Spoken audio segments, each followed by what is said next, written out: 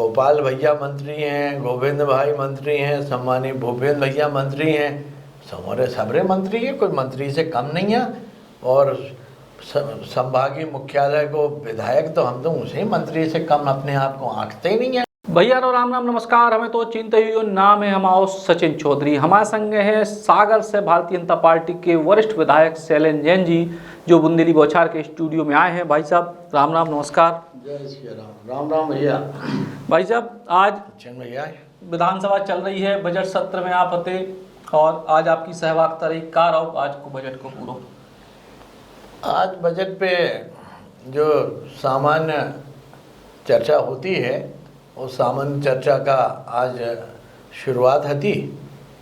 तो सत्ता पक्ष की तरफ से हमने पहले वक्ता के रूप में बात रखी। ये बजट जो है जो वास्तव में ई टेम पे कोविड संक्रमण के बाद हालात पटरी पे लाने की कोशिश हो रही है, अर्थव्यवस्था बिगड़ी पड़ी है, उसको कैसे हम ठीक कर सकते हैं। तो इसमें एक बड़ा उपाय हुआ है, वो है हमारे पूंजीगत व्यय को लेके। पूंजीगत व्यय को इतना अधिक बढ़ा दिया है कि उससे हमारे नौजवानों में रोज़गार भी मिलेगा। माननीय प्रधानमंत्री जी की इच्छा है कि हर राज्य जो है पूंजीगत व्यय में ज़्यादा से ज़्यादा खर्चा करे। सो उसमें कुछ थोड़ी सी इंसेंटिव्स भी हमें लोन लेवे में मिल गई। तो इस तरह से, और ख़ास तौर से हमने ऊर्जा के क्षेत्र में, एनर्जी के क्षेत्र में अच्छो काम करो है। अच्छो काम करने को फल जो मिल गया वो कि 0.5% और एक्स्ट्रा हमें लो। अब हमारे कांग्रेसी मित्र हल्ला कर रहे थे आपने इतना लोन ले लो। हमने कहा गुरु 93 से 2003 तक के बजट तो देख लो। 20,000 करोड़, 25,000 करोड़, 30,000 करोड़ के बजट, इतने से ज़्यादा तो हम लोग सब्सिडी दे रहे हैं एक एक डिपार्टमेंट को। मतलब आप देखिए कि किस तेज़ी के साथ हमारी अर्थव्यवस्था जो है बढ़ी है और आज उसका हमें लाभ भी है। आज हम सबसे तेज़ी के साथ उभरते हुए राज्य बन गए हैं। तो मध्य प्रदेश होने के नाते अब हम कहीं जाते हैं तो हमारा अलग तरह से सम्मान होता है। और ये बजट आम आदमियों के लिए बहुत ही अच्छो है। कोई भी नो टैक्स नहीं लगाओ है, किसी भी टैक्स में बढ़ोतरी नहीं करी है। चाइल्ड बजट पहली बार इंट्रोड्यूस करो है। तो कुल मिला के जो अच्छो बजट है मध्य प्रदेश की अर्थव्यवस्था के लाने, मध्य प्रदेश के विकास के लिए, और जो स्वर्णिम मध्य प्रदेश बनाने का, एक विकसित मध्य प्रदेश बनाने को जो हम और आपको सबको मुख्यमंत्री जी को सपनों है, उस सपनों को पूरा करने के लाने जो बजट एक उपयोगी इंस्ट्रूमेंट है। सागर के लाने, बुंदेलखंड के लाने जो भी चीज़ें मिली हैं बहुत तरह से, तो जब से आप राजनीति कर रहे हो, जब से हम पत्रकारिता कर रहे हैं, हल्ला चलत सागर को कस्बा से शहर बनाओ न, कस्बा से शहर बनाओ न, कितने तक पहुँचे काम भाई है, इनमें कोनो मतलब शक सुबह नहीं है, लेकिन कितने तक पहुँचो। दूसरा एक बहुत महत्वपूर्ण सवाल हम बहुत दिनों से आप ही के लाने धरे थे कि सागर से जबलपुर जाने, दमोह जाने तो एक बाईपास की ज़रूरत स्थायी तौर पे है। अबे बहुत अंदर से घुस गया, और जितने भी आदमी जाओ पे जरूर कत के भैया बहुत परेशानी है, 1.5 घंटा खराब हो जाए। तो इन बड़े इंफ्रास्ट्रक्चर को लेकर कछु ई बजट में या आगे कछु उम्मीद? ई बजट में हमने माननीय मुख्यमंत्री महोदय से और माननीय विभागीय मंत्री महोदय गोपाल भार्गव बड़े भैया से आग्रह करो तो कि हमें बाईपास दे दो। सो बाईपास के लाने हमें दिल्ली जाने पड़े। उनने कई हम संग चले और केंद्रीय भूतल मंत्रालय जो उनके पास है हमारे गडकरी जी, वो बहुत ही दरिया दिल आदमी हैं। हम औरों को पूरी उम्मीद है कि हम लोग अभी बजट सत्र के बाद दिल्ली जाएं और सागर को बाईपास हम लोग सैंक्शन करा के लाएंगे, इनमें कछु शंका नहीं है। और ई बजट में दो काम अच्छे हो गए। एक तो सागर जिला के अंदर 1,500 मेगावाट को सोलर पावर संयंत्र लगावे को स्वीकृति हो गई है। क्या उन्होंने अपना बजट में शामिल कर दो। और ऐसी 1,500 मेगावाट का सोलर पावर जो है वो लगने कहानो छतरपुर में।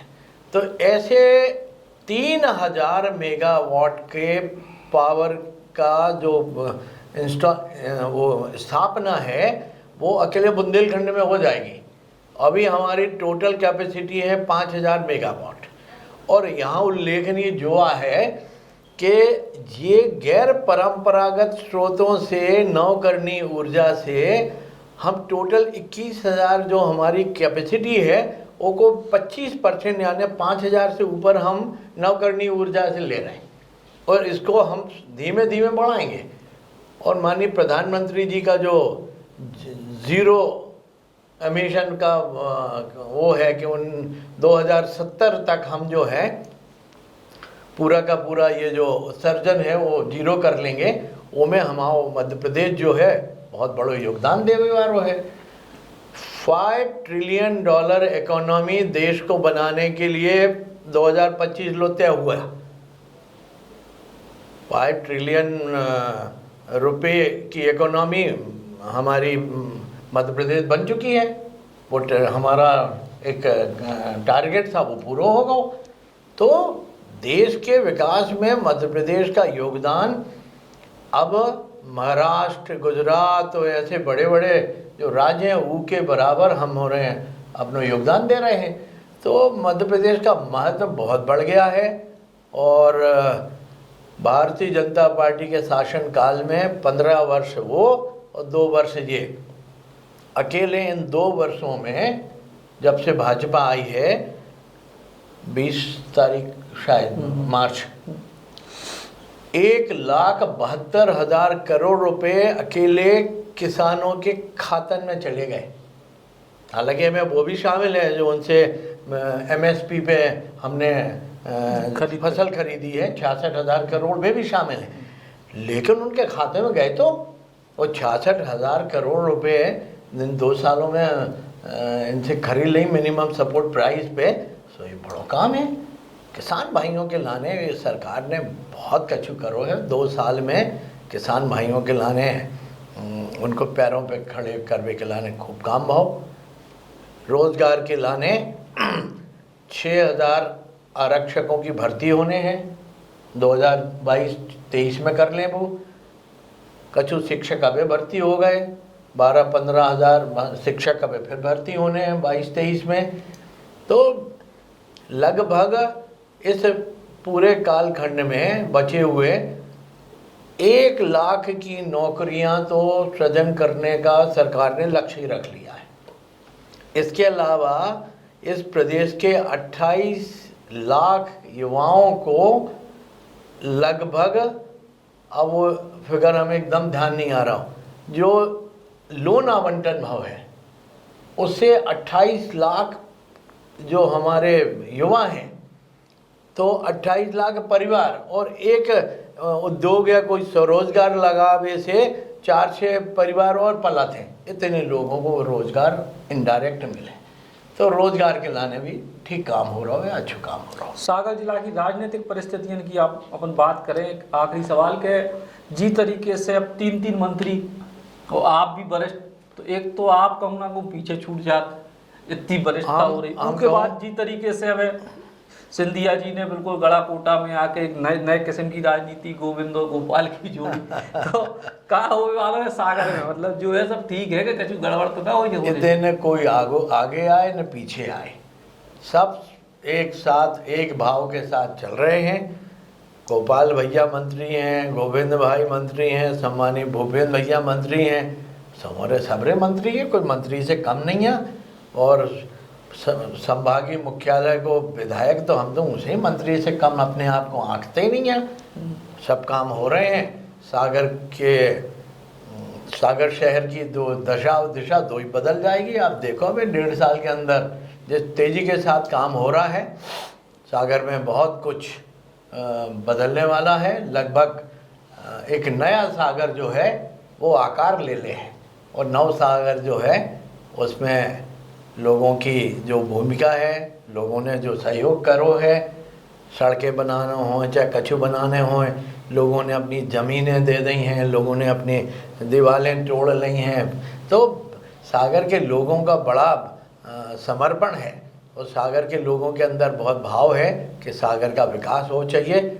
हम जनप्रतिनिधि के नाते उन्हें विश्वास दिलाते हैं कि सागर शहर को एक विकसित शहर के रूप में हम लोग विकसित करेंगे, और जनता का ऐसे ही सहयोग हमें मिला। एक सवाल और एकदम याद आओ कि सागर तालाब बीएमसी ये हमेशा चर्चाओं में रहता कि सागर को तला कहूँ ठीक नहीं हो रहा, और बीएमसी की कोविड काल के दौरान भी लगातार हमने आपको देखे कि आप एक्टिव रहो, जितना हो पाओ, जैसी बाकी अस्पतालों की स्थिति थी वैसे ही इतने की मान लो यार, लेकिन आप लगातार काम कर दो। बीएमसी की व्यवस्थाएं और सागर तालाब, बीएमसी में आप ये देख लो 100 सीटों से हमोरों ने उसको बढ़ा के 250 सीटों पे ले आए।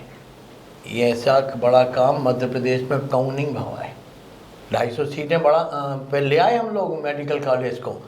और पिछले सत्र में हमने क्वेश्चन के माध्यम से अपना कैथ लैब, मतलब जिससे एंजियोग्राफी एंजियोप्लास्टी होने लगे वो मांगी थी, हमें मिल रही है।